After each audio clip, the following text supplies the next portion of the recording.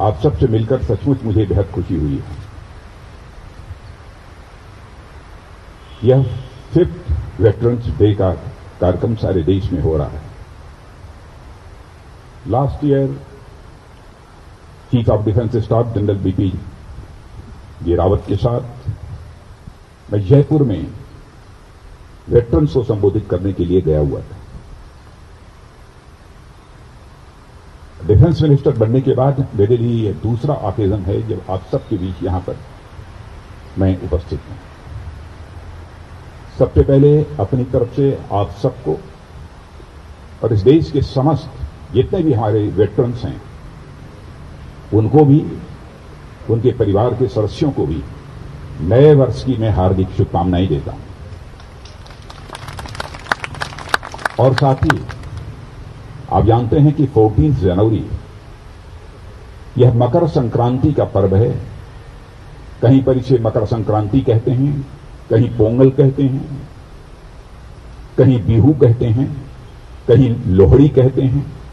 तरह तरह के नामों से यह 14 जनवरी का दिन एक त्योहार के रूप में, एक फेस्टिवल के रूप में सारे देश भर में मनाया जाता है। यह भी सच है कि आप जानते होंगे कि सूर्य मकर से उत्तरायण की ओर चलता है और यह 14 जनवरी का दिन जो है यह परिवर्तन का सूचक है, एक चेंज को यह इंडिकेट करता है। मौसम का भी परिवर्तन इसी दिन से प्रारंभ होता है जब सूर्य मकर से उत्तरायण की ओर प्रस्थान करता है। ऐसे अवसर पर आप सबसे मिलने का मुझे अवसर प्राप्त हो रहा है। आप सबके प्रति मेरे दिल में सारे वेटरन्स के प्रति कितना सम्मान है, शब्दों में उसकी अभिव्यक्ति यानी वर्ड्स में उसका एक्सप्रेशन मैं यहां पर नहीं कर सकता हूं। लेकिन जो आप यहां मौजूद हैं, आपको भी और सारे भारत में जो हमारे वेटरन्स मौजूद हैं उनको भी इस वेटरन डे के अवसर पर मैं शीश झुकाकर उनका सबसे पहले अभिनंदन करता हूं। वेटरन्स का सम्मान आज के दिन हम लोग करते हैं विशेष रूप से क्योंकि वेटरन्स डे है। 5 वर्ष पहले ही यह फैसला हुआ था 2017 में आज के दिन को वेटरन्स डे के रूप में मनाने के लिए। लेकिन यदि मकर संक्रांति यानी लोहड़ी, बिहू, यह भी जो पर्व होता है इसमें अन्नदाताओं का सम्मान किया जाता है यानी किसानों का सम्मान किया जाता है। यानी 14 जनवरी यह जय जवान और जय किसान, यह दोनों को प्रदर्शित करता है, दोनों को एक्सप्रेस करता है, दोनों के प्रति एक सम्मान व्यक्त करने का यह दिन है। मैं इसे इस रूप में लेता हूं और मैं मानता हूं कि यदि हम सारे देश भर में इस मकर संक्रांति, लोहड़ी, बिहू के पर्व को मनाते हैं तो इसलिए मनाते हैं कि हमारे देश की सीमाओं पर तैनात हमारा जवान भी वह इस मकर संक्रांति, लोहड़ी, बिहू इस पर्व को मना पाता है। सीमाएं यदि सुरक्षित न होती तो शायद हम इस, चाहे मकर संक्रांति का पर्व हो अथवा कोई भी पर्व हो, हम न मना पाते। आज यदि वेटरन्स डे के अवसर पर आप सबके बीच मैं उपस्थित हूं तो स्वाभाविक रूप से मुझे याद आती है 1971 की।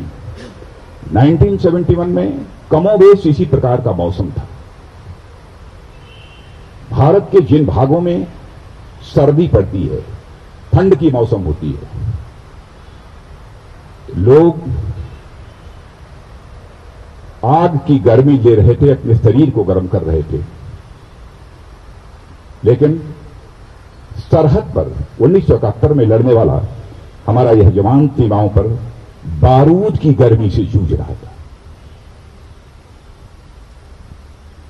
और मैंने यहां कहा कि बारूद की गर्मी से जूझ रहा था, इससे बेहतर यह कहना होगा कि बारूद की गर्मी से जूझ नहीं रहा था, बल्कि बारूद की गर्मी को हमारा जवान सरहद पर एंजॉय कर रहा था। यह 1971 का दिन।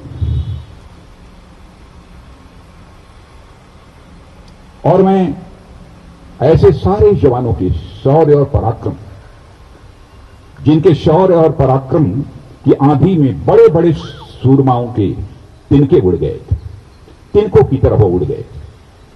ऐसे हालात हमारे सरहद के जवानों ने पैदा किए थे।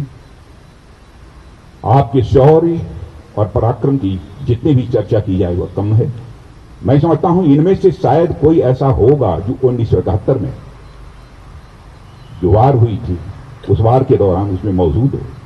तो उस वार के बारे में यदि मैं ज्यादा चर्चा करूंगा तो मैं समझता हूं कि यह उचित नहीं होगा, क्योंकि मुझसे अधिक जानने वाले लोग, ये हमारे जो वेटरन्स बैठे हैं यहां पर सारे लोग मौजूद हैं।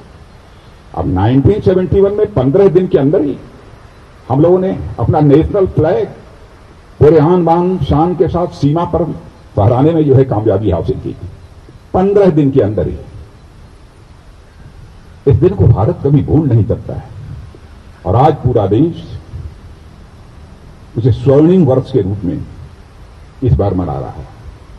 50 वर्ष पूरे हुए हैं और बड़े जोश खरोश के साथ सारे देश भर में हमारे प्रधानमंत्री ने भी कहा है यह स्वर्णिम वर्ष जोश खरोश के साथ मनाया जाना चाहिए, उत्साह के साथ मनाया जाना चाहिए।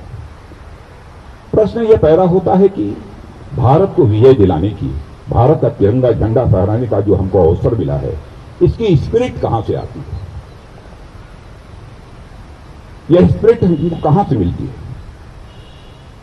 सबसे पहले तो मैं इस स्पिरिट की सराहना करना चाहता हूं जिसके कारण हमको सीमा पर भारत का तिरंगा झंडा फहराने का अवसर मिला है। यह नेशनल स्पिरिट है, यह सेंस ऑफ नेशनल प्राइड है जो अपनी सीमाओं की रक्षा के लिए, अपनी धरती की रक्षा के लिए अपना सर्वस्व न्यौछावर कर देने की हमको प्रेरणा देता है। और जब हम आजादी की लड़ाई लड़ रहे थे तो आजादी की लड़ाई के समय भी यही national spirit, national sense of national pride की स्पिरिट थी जिसने कि अपना सर्वस्व न्यौछावर कर भारत माता के पैरों में पड़ी गुलामी की बेड़ियों को काटने के लिए अपना सर्वस्व न्यौछावर कर देने की इंस्पिरेशन हमको दी थी। यही स्पिरिट, चाहे वो चंद्रशेखर आजाद हो, चाहे सरदार भगत सिंह हो, खुदीराम बोस हैं, चाहे वो अशफाक उल्लाह खां हो, कितने बहादुर जवानों का मैं नाम लूं।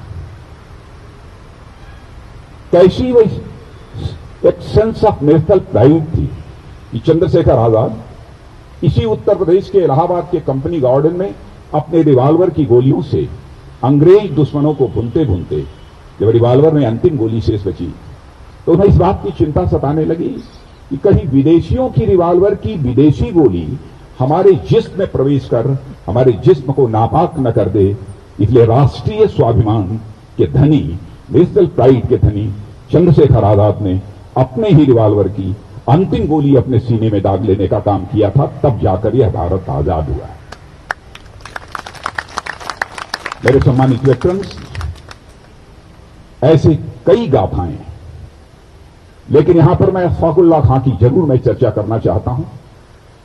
और पिछली बार जयपुर में भी जब मैं गया था उस समय भी उसकी मैंने जानबूझकर चर्चा की थी। अशफाक उल्लाह खां 21 साल की जवानी थी, 21 ईयर ओल्ड। मां कहती थी बेटा शादी कर लो, बहू ला, मैं बूढ़ी हो गई हूं, मेरी देखभाल करेगी, मेरी परवरिश करेगी। लेकिन अशफाक उल्लाह के दिल में तो आजादी हासिल करने की दीवानगी थी। मुस्कुराकर मां के आग्रह को टाल देता था। लेकिन अंग्रेजों की हत्या करने के मामले में जब फांसी की सजा हुई, फांसी के तख्त पर ले जाया गया, तो मजिस्ट्रेट ने पूछा, बोलो अशफाक उल्लाह, तुम्हारी अंतिम मुराद क्या है, तुम्हारी अंतिम इच्छा क्या है? और जो भी तुम्हारी अंतिम इच्छा होगी यह संदेश तुम्हारी मां तक पहुंचा दिया जाएगा। बहादुर राष्ट्रीय स्वाभिमान के धनी अशफाक उल्लाह खान ने मुस्कुराते हुए उसी फांसी के तख्त से कहा था, ऐ मजिस्ट्रेट, जाकर मेरी मां तक यह संदेश पहुंचा दे कि तुम्हारा बेटा अशफाक उल्लाह आज फांसी के तख्त पर खड़े होकर अपनी शादी रचाने जा रहा है, तुम्हारी मुराद पूरी करने जा रहा है। मजिस्ट्रेट ने पूछा, क्या अशफाक उल्लाह, फांसी के तख्त पर खड़े होते ही तुम पागल हो गए? अपना मेंटल बैलेंस तुमने लूज कर दिया। कहां है वह लड़की जिस लड़की के साथ फांसी के तख्त पर खड़े होकर तुम अपनी शादी रचाने जा रहे हो? बहादुर राष्ट्रीय स्वाभिमान के धनी अशफाकुल्लाह खान ने मुस्कुराते हुए कहा, क्या है मजिस्ट्रेट, क्या तुझको दिखाई नहीं देता है? मेरी आंखों के सामने जो यह फांसी का फंदा है, यही वह हमारी महबूबा है जिसे आज मैं गले से लगाने जा रहा हूं, जिसके साथ मैं शादी रचाने जा रहा हूं। यह होती है national pride, sense of national pride. और मैं यह मानता हूं कि आजादी के समय जो यह सेंस ऑफ नेशनल प्राइड थी, मेरे सम्मानित वेटरन्स, आप सबके अंदर भी वही सेंस ऑफ नेशनल प्राइड, भले ही आज आप सीमा पर न हो, भले ही आज आप समाज के बीच यहां पर हो, वही सेंस ऑफ नेशनल प्राइड आज भी आपके अंदर है। और जो सीमा पर तैनात हैं उनके अंदर भी वही सेंस ऑफ नेशनल प्राइड मौजूद है, जो भारत की सीमाओं की रक्षा करने की इंस्पिरेशन, सीमाओं की रक्षा करने की उन्हें प्रेरणा देती। जो कुछ भी हुआ है हाल फिलहाल आपको जानकारी है, बहुत डिटेल में नहीं जाना चाहूंगा। चाहे ईस्टर्न फ्रंट हो चाहे वेस्टर्न फ्रंट हो, दोनों के हालात से आप हमसे ज्यादा अच्छी तरह वाकिफ हैं। ईस्टर्न फ्रंट पर भी वेस्टर्न फ्रंट पर भी किस बहादुरी और किस जज्बे के साथ हमारे जवान अपने दुश्मनों का मुकाबला कर रहे हैं। और इसके पहले भी जिस तरीके से करके दिखाया है आतंकवादी ठिकानों पर, भारत की धरती से नहीं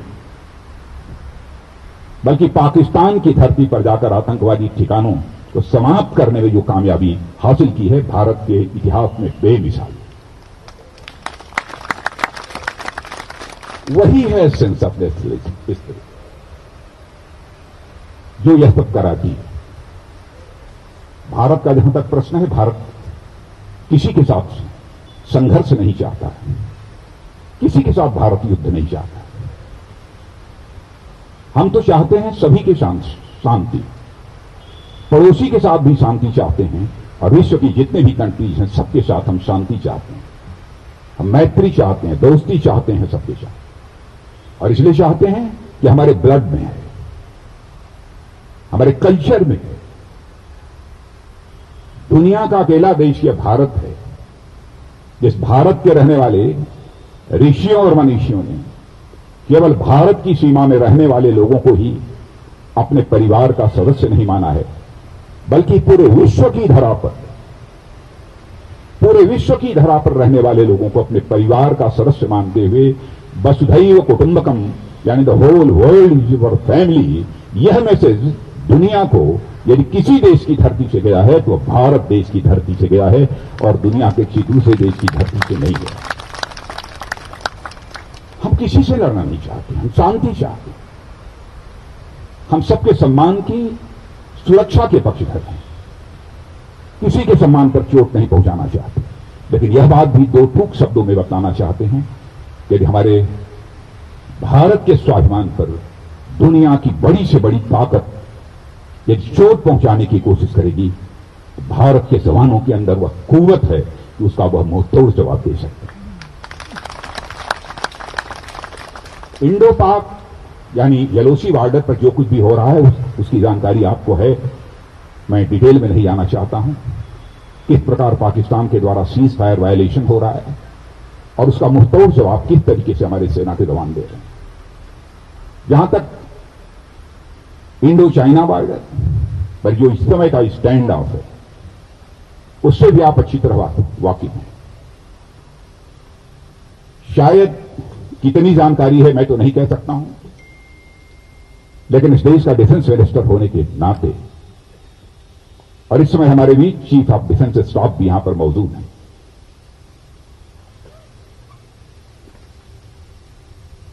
मैं पूरे कॉन्फिडेंस के साथ यह कहना चाहता हूं,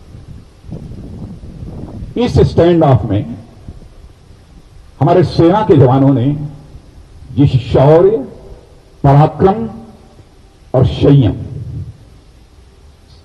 यानी पेशेंस, शौर्य और पराक्रम का मतलब बहादुरी का जो परिचय दिया है, उसकी जानकारी यदि हर भारत के वासियों को हो जाए तो उसका मस्तक बिल्कुल गर्व के साथ ऊंचा हो जाएगा। गजब का काम किया है। और मैं कह सकता हूं जो इसके पहले नहीं हुआ वह काम भी इस बार किया। कोई उम्मीद नहीं करता था इंडो चाइना स्टैंड ऑफ के समय हमारी सेना इस प्रकार की कोई करिश्मेटिक काम करेगी। लेकिन इस डिटेल में नहीं जाना चाहता, आप सबको इस बात की अच्छी जानकारी है। जैसे भारत को आजादी दिलाने में जो शहीद हुए हों उनके प्रति देशवासियों के मन में सम्मान है, वैसे ही भारत की सीमा की सुरक्षा करने वाले जो भी हमारे बहादुर जवान हैं, अधिकारी हैं, जिनके नेतृत्व में लड़ा जाता है, उनके प्रति भी हमारे देश के देशवासियों के अंदर एक सम्मान है। हमारे यहां तो कहा गया कि वंस शौर्य ऑलवेज शौर्य। और मैं तो मानता हूं कि भारत में भले ही आप सीमा पर इस समय न, भारत में बहुत ही इंपॉर्टेंट रोल, बहुत ही महत्वपूर्ण भूमिका आपकी। समाज आपसे प्रेरणा लेता है, इंस्पायर होता है यह समाज। आपके अनुभव का लाभ इस समाज को मिल सकता है, एक्सपीरियंस का लाभ इस समाज को मिल सकता है, मैं यह मानता हूं। और मैं तो निवेदन भी करना चाहूंगा, चीफ ऑफ डिफेंस स्टाफ भी यहां पर मौजूद हैं, कृपया इस बारे में एक बार विचार करें। आप सब भी विचार करें, आप सब वेटरन्स भी यह विचार करें। आपके जिंदगी का जो एक अनुभव है, एक्सपीरियंस है, उसकी मैक्सिमम बेनिफिट समाज को कैसे मिल सकती है। मनुष्य की जिंदगी में अनुभव का एक बहुत बड़ा स्थान होता है। वह अनुभव ही है। हनुमान और जामवंत की कथा आपने रामायण में शायद पढ़ी होगी। मैं समझता हूं दक्षिण भारत में भी लोगों को इस बात की जानकारी होगी। हनुमान और जामवंत, हनुमान जी अपनी शक्ति को भूल गए थे। उनको लगता था सागर पार करके मैं लंका कैसे जाऊंगा, कैसे भी ये मैं प्राप्त करूंगा।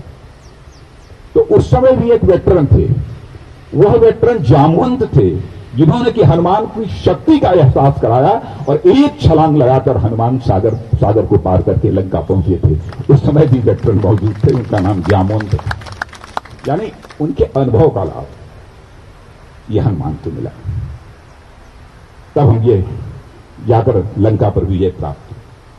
चाणक्य और चंद्रगुप्त, इतिहास के पन्नों पर जरूर आपने इसे पढ़ा होगा। चंद्रगुप्त मौर्य क्या थे? एक चरवाहे, माने गाय, बकरी, बैल, ये चराने का जो काम करते थे। उन्हें मगध साम्राज्य का राजा, किंग यदि किसी ने बनाया तो चाणक्य जैसे वेटरन ने, जो चाणक्य जैसे अनुभवी व्यक्ति नहीं बनाया। तो वेटरन्स का मैं मानता हूं कि समाज में बहुत ही इंपॉर्टेंट रोल है।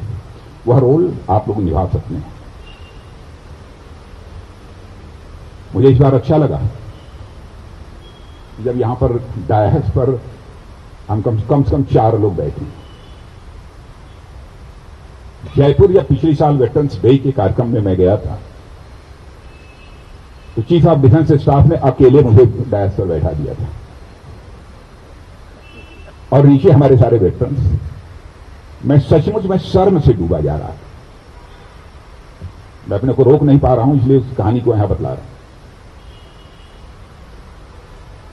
मैंने उनसे कहा कि अगली बार जब कार्यक्रम होना चाहिए तो डिफेंस मिनिस्टर अकेले डायस पर वेटरन्स के सामने नहीं होना चाहिए, बल्कि डिफेंस मिनिस्टर के साथ हमारे कुछ सम्मानित वेटरन्स भी डायस पर होने चाहिए। और इस बार डायस पर देखकर मुझे बेहद खुशी हुई। और इसके लिए मैं चीफ ऑफ डिफेंस स्टाफ और मिस्टर आर डी माथुर, उनको विशेष रूप से मैं धन्यवाद देना चाहता हूं। जैसा मैंने कहा कि आप लोग भी अनुभवी हैं। लोकल लोगों को, लोकल जो यूथ है उसको आपके माध्यम से एक नेशनल प्राइड की इंस्पिरेशन उसको मिल सकती है। कैसे मिल सकती है, क्या करना चाहिए, इसके बारे में आप लोग ही विचार कर सकते हैं। नौजवान सेना में भर्ती होना चाहता है, आर्मी में, एयरफोर्स में, नेवी में। भर्ती होने के लिए, रिक्रूटमेंट के लिए उसकी कैपेसिटी और कैपेबिलिटी कैसे बढ़ाई जाए, यह उन नौजवानों को आप बतला सकते हैं।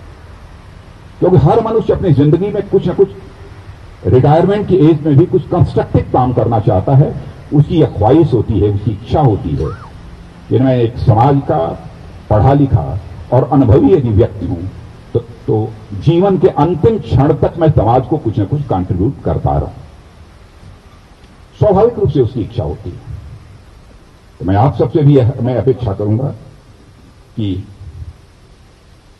आप सब के अनुभवों का लाभ हमारे देश के नौजवानों को मिले, जो कि सेना में जाकर अपनी सेवा देना चाहते हैं। हमारी इच्छा तो ऐसे भीतर से तो बार बार रहती है कि आपके लिए मैं कुछ करूं, इच्छा रहती है। लेकिन यह भी सच है, आपकी जो सेवाएं हैं उन सेवाओं की कीमत नहीं लगाई जा सकती। सीमा पर भी हमारा जो जवान काम करता है, चाहे हमारे तीनों सर्विसेज में जो भी जवान काम करते हैं, उनकी सर्विसेज जो हैं उनकी कोई कीमत नहीं लगाई जा सकती। वो बेमोल होती है, कोई कीमत नहीं लगाई जा सकती, कोई दे ही नहीं सकता वो कीमत। लेकिन आपके सम्मान में जो कुछ भी हो सकता है, हमारी सरकार ने करने की कोशिश की है। मैं यह नहीं कहना चाहता कि पिछली सरकारों ने नहीं किया है, पिछली सरकारों ने भी किया है, लेकिन हम भी करने की कोशिश कर रहे हैं और कुछ भी हम करना चाहते हैं। बहुत सारी चीज रिटायरमेंट के बाद मैं जानता हूं कि जिम्मेदारियां बढ़ जाती हैं। जितनी पहले पे मिलती है उसमें कमी आ जाती है, अमाउंट में कमी आ जाती है पेंशन मिलने के बावजूद। साथ ही फैमिली मेंबर्स का नंबर भी पहले के कंपैरिजन में फैमिली में बढ़ जाता है, कई जिम्मेदारियां बढ़ जाती हैं। तो गवर्नमेंट ने बहुत सारी चीजें वो की हैं, लेकिन मैं यह मानता हूं कि उससे भी ज्यादा बहुत कुछ किया जा सकता है। पेनरी ग्रांट है, मेडिकल ग्रांट्स हैं, चिल्ड्रन एजुकेशन की ग्रांट है और साथ ही साथ मैरिज ग्रांट्स आदि सब सारी सुविधाएं ये गवर्नमेंट देती है। और इधर तो कोविड-19 पैंडेमिक की मार से भारत ही नहीं बल्कि सारी दुनिया प्रभावित हुई है बुरी तरह से, और सर्वाधिक इसका खामियाजा भी भुगतना पड़ा है तो हमारे जो बुजुर्ग हैं उनको इसका खामियाजा इसका भुगतना पड़ा है। अब इसे देखते हुए हमारी सरकार ने फैसला किया कि लोकल फॉर्मेशन कमांडर्स को ईसीएचएस पैनल में निजी हॉस्पिटल में, प्राइवेट हॉस्पिटल को भी शामिल करने का अधिकार सरकार के द्वारा दे दिया गया है कि वह चाहें तो किसी भी प्राइवेट हॉस्पिटल को भी वो नॉमिनेट कर सकते हैं। प्री 2006 रिटायर्ड ऑनरेडी नायब सूबेदार्स के पेंशन का मामला यह लंबे समय से पेंडिंग था, इसे भी पूरा कर दिया गया है, इसकी भी आप सबको जानकारी होगी। इसी तरह पेंशन के लिए लाइफ सर्टिफिकेट की जरूरत होती है और जो बेनिफिशियरी होते हैं उनकी पहचान का भी मामला होता है, उनके आइडेंटिफिकेशन का मामला होता है। यह सब सारा सिस्टम ऑनलाइन कर दिया गया है, शायद इसकी भी जानकारी आप सबको होगी। अब हाल ही में एक ऑनलाइन पोर्टल की शुरुआत हुई है। हमारे सैनिक भाई यदि कोई कॉस्टली आइटम भी सीएसडी से अपनी कैंटीन से भी मंगवाना चाहते हैं तो महीनों तक उन्हें परेशान होने की जरूरत नहीं होगी, अब सीधे ऑनलाइन उसे मंगा सकते हैं। यह व्यवस्था हाल में ही 3-4-6 दिन पहले ही मैंने इस पोर्टल को लॉन्च किया है। अब ऑनलाइन आप उसे मंगा सकते हैं, आपको परेशान होने की अब जरूरत नहीं पड़ेगी। लगातार अपने रेस्पेक्टेड वेटरन्स के लिए क्या किया जा सकता है उसके बारे में हमारे प्रधानमंत्री भी सोचते हैं, हम लोग भी सोचते हैं उनके साथ बैठकर। और आपने देखा कि 2014 में प्राइम मिनिस्टर बनते ही 40 ईयर्स से जो पेंडिंग डिमांड थी 1 रैंक 1 पेंशन की, उसको आते ही कलम की नोक और स्याही से हमारे प्रधानमंत्री ने इसे पूरा कर दिया। OROP की 1 रैंक 1 पेंशन की इस मांग को। कुछ और चीजें हैं जिनके बारे में इस समय बातचीत चल रही है। नेशनल वार मेमोरियल यह भी हमारी गवर्नमेंट आने के बाद नेशनल वार मेमोरियल एक शानदार नेशनल वार मेमोरियल ये बना है। इस वार मेमोरियल को और कैसे ग्रैंड बनाया जा सकता है, इसमें और क्या क्या चीजें की जा सकती हैं, इसके बारे में भी हमारे यहां विचार चल रहा है। और मैं तो यह मानकर चलता हूं कि आप जैसे जिन लोगों ने हमारे देश की रखवाली की है, हमारे देश की चिंता की है, ऐसे लोगों की सेवा करने से ज्यादा और कोई दूसरा पुण्य का काम नहीं हो सकता, दूसरा पुण्य का काम कोई नहीं हो सकता। यह हमारी निश्चित धारणा है। कई रिफॉर्म्स भी डिफेंस में हमारी गवर्नमेंट ने लाए हैं। हमारे प्राइम मिनिस्टर मोदी जी ने घोषणा की थी 15 अगस्त को, इंडिपेंडेंस डे को, चीफ ऑफ डिफेंस स्टाफ होना चाहिए। तीनों सर्विसेज के बीच ज्वाइंटमैनशिप लाने की जरूरत लंबे समय से महसूस की जा रही थी। और मैं समझता हूं कि शायद चीफ ऑफ डिफेंस स्टाफ की यह चर्चा तो 20-22 साल पहले से जो चल रही थी, लेकिन वो पूरी नहीं हो पाई। और आप देखिए 15 अगस्त के 1.5 महीने पहले हमारी और प्रधानमंत्री जी की बात हुई और चुटकी बजाकर इस काम को पूरा कर दिया गया।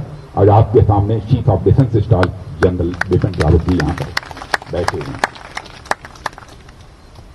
इतना ही नहीं, भारत वेपन्स, प्लेटफॉर्म, एम्यूनिशंस, इन सब सारी चीजों के मामले में दुनिया के दूसरे देशों पर इसकी डिपेंडेंस बराबर बनी रहती है। भारत की एक पहचान, भारत की एक आइडेंटिटी सारी दुनिया में एक इंपोर्टिंग कंट्री की थी, यानी दूसरे देशों से हर चीज खरीदिए, दूसरे देशों से खरीदिए, लाइए। गवर्नमेंट बनने के साथ ही हमारे प्राइम मिनिस्टर ने यह फैसला किया है, भारत की इमेज दुनिया में एक इंपोर्टिंग कंट्री के रूप में नहीं होनी चाहिए, बल्कि एक एक्सपोर्टिंग कंट्री के रूप में होनी चाहिए। और कई स्टेप्स हम लोगों ने उठाए अपने वेपन्स, प्लेटफॉर्म्स, एम्यूनिशंस का इंडियनाइजेशन कैसे हो सकता है, यह सिलसिला प्रारंभ किया। आज के कुछ ही 4-5 दिन पहले ही एक 83 तेजस एयरक्राफ्ट के बारे में हम लोगों ने अभी ऑर्डर दिया है एचएएल को, जिसमें कि 73 ये फाइटर एयरक्राफ्ट होंगे और 10 ये ट्रेनिंग एयरक्राफ्ट होंगे। आपको जानकर खुशी होगी कि भारत में बनेगा। इसमें बड़ी बड़ी कंपनियां भी हैं, इसमें टाटा भी है, एल&टी भी है, वेमटेक भी है, अन्य भी बहुत सारी कंपनियां। लेकिन 83 जो हमारे तेजस ये एयरक्राफ्ट जो बनेंगे, इन बड़ी बड़ी कंपनियों के अतिरिक्त एमएसएमईज और छोटी लगभग 500 कंपनीज उसमें इन्वॉल्व होंगी, 500 कंपनीज, और 50,000 मोर देन 50,000 जॉब अपॉर्चुनिटी भी क्रिएट होने वाली है। ऐसे कुछ रिफॉर्म्स के भी स्टेप हम लोगों ने दिए। आज के अवसर पर मैं समझता हूं कि इससे ज्यादा मुझे कहने की कोई जरूरत नहीं है। आप सब समाज के बहुत ही जागरूक, जिम्मेदार एक ऐसे नागरिक हैं, मुझसे ज्यादा जानते हैं। इसलिए आज के अवसर पर ज्यादा कुछ न कहते हुए मैं पुनः यहां पर नववर्ष की आपको, सारे देश के वेटरन्स और उनके परिवार के सदस्यों को हार्दिक बधाई देता हूं। वहीं पर मैं मकर संक्रांति, 14 जनवरी, बिहू, लोहड़ी, इसकी भी हार्दिक बधाई देते हुए और पुनः एक बार शीश झुकाकर देश के समस्त वेटरन्स का हृदय की गहराइयों से सम्मान करते हुए अपना निवेदन समाप्त करता हूं।